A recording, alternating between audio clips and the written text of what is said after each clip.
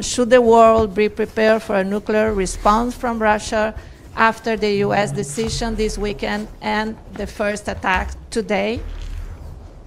Well, on the second question, we are strongly in favor of doing everything not to allow nuclear war to happen. It was us who first, during the Soviet Union times, suggested to the United States, and President Gorbachev and President Reagan made a joint statement that nuclear war can never be won and never must be started. The same statement we reconfirmed in January 2021 in the format of P5. All P5 confirmed this. When the Ukrainian war against Russia by the West started, quite a number of politicians in the West were assuming that there might be a nuclear element in this war.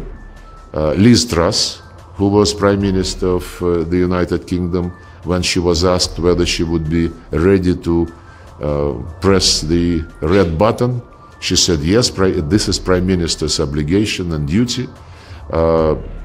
People in Germany, the Chief of Staff of the German Army, was quoted as saying that Russia must understand that NATO is a nuclear alliance. In France, Macron and his officials repeatedly were mentioning this. And of course, many other European politicians. We never started this conversation.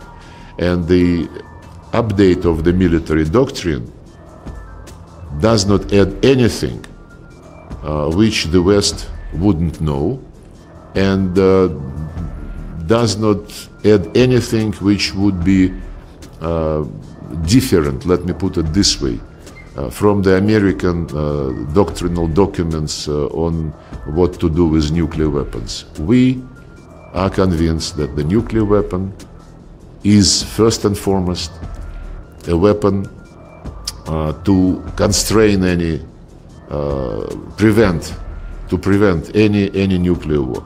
This is how we handle this situation, and the West is a bit less honest, I would say, and it's really shocking to see that every now and then Japan introduces a resolution to the General Assembly which says that we have to commemorate the victims of Hiroshima and Nagasaki. Never ever this resolution mentions who did it in Hiroshima and Nagasaki. Japanese textbooks at schools and universities, the chapter about summer of 1945 starts with the phrase nuclear bombing of Hiroshima and Nagasaki, full stop, period. The Soviet Union enters into the war. The Americans never apologized.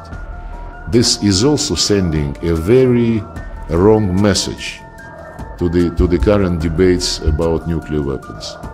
We are in the front line, in the General Assembly, in the Security Council, and in the International Atomic Energy Agency, defending the world which would not be threatened by nuclear weapons. And the declaration which we adopted at G20 summit clearly says that we want to move towards the world free of nuclear weapons. This is our position.